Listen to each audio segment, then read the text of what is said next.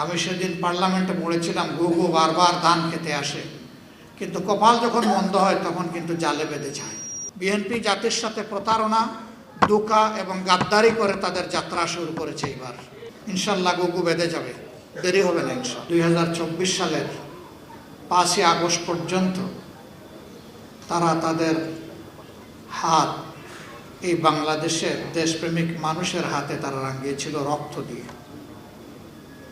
তাদের শেষ পরিণতি কি হয়েছে আমাদের সবার সামনে পরিষ্কার। আর আসল পরিণতি আল্লাহর জিম্মায় তাদের জন্য অপেক্ষা করছে। দুনিয়ায় তারা লাঞ্ছিত হয়েছে। এর আগে স্বাধীন বাংলাদেশের কোন শাসক এভাবে দেশ ছেড়ে পালিয়ে যায়নি। মৃত্যুর চাইতেও পালিয়ে যাওয়া আরো বেশি অপমানজনক।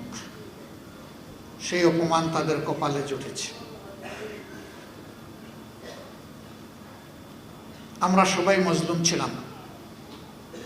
পার্লামেন্টে আমি 2-3 বার বলেছি যে এই পার্লামেন্টে এমন সদস্য খুঁজে পাওয়া কঠিন হবে যিনি ফেসিবাদের হাতে জুলুমের শিকারে পরিণত হননি। সুতরাং এটি মজলুমদের একটা মিলন মেলা। মজলুম তো মজলুমের দুঃখ বোঝার কথা, কিন্তু আফসোস ক্ষমতার চেয়ার সম্ভবত এইরকমই নির্মম যে মানুষকে তার অতীত ভুলিয়ে দেয়।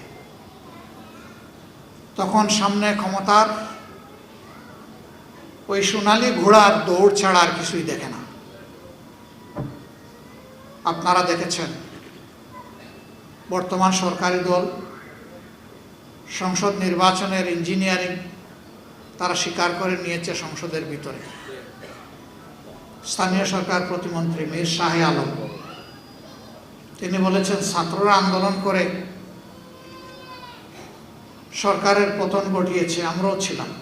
তবে ক্যাপ্টেনের হাতে ডক্টর মোহাম্মদ ইউনূস লন্ডনে গিয়ে ট্রফি তুলে দিয়ে এসেছে। লজ্জা! আন্দোলন যে ছাত্ররা করেছে সেই ছাত্ররা এবং তাদের মা বাবারা মিলে যাকে দেশের ক্ষমতায় বসাতে চাবে তারাই বসবে।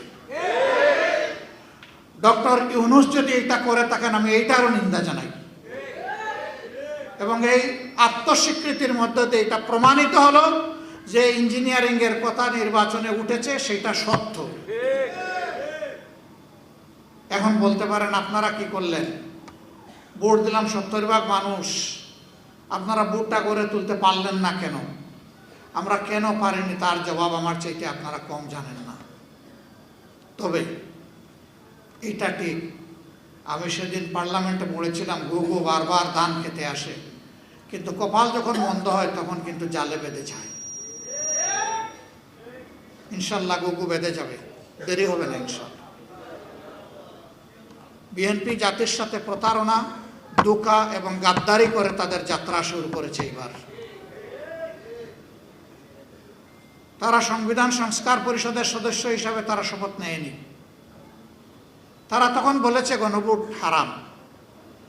এখানেই দাঁড়িয়ে একজন বক্তা জুলাই যোদ্ধা বলেছেন বাংলাদেশের প্রথম গণভোটটাও কিন্তু সংবিধানে ছিল না। একজন সামরিক ব্যক্তি তিনি বেসামরিক প্রেসিডেন্ট হওয়ার জন্য সেই গণভোট দিয়েছিলেন। বিএনপি গর্ব করে বলে 71 তাদের, 90 তাদের, 24 তাদের, সব কিছু তাদের, আর কারো কিছু নেই। 71 তো বিএনপির জন্মই হয় নাই। 71 তাদের হয় কিভাবে?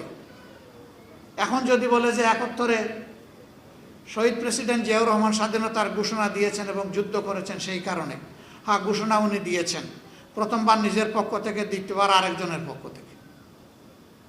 আর যুদ্ধ উনি করেছেন আমরা অবশ্যই সম্মান করি, কিন্তু এককভাবে যদি একক ক্রেডিট এক ব্যক্তিকে সব কিছু দিয়ে দেওয়া হয় তাইলে বাকি যোদ্ধাদের পজিশন কোথায় থাকে? এইটাও যুদ্ধকে কুক্ষিগত করার আগের আমলে যারা ছিল ফেসিবাদী আমলে তারাও এইভাবে করেছে। এবং তারা করতে গিয়ে লজ্জাজনকভাবে জিয়াউর রহমান সাহেবকে পাকিস্তানের দালাল, চোর কোনো কিছু বলতেই বাদ দেয় নাই। আমরা ওই রাজনীতি আর দেখতে চাই না।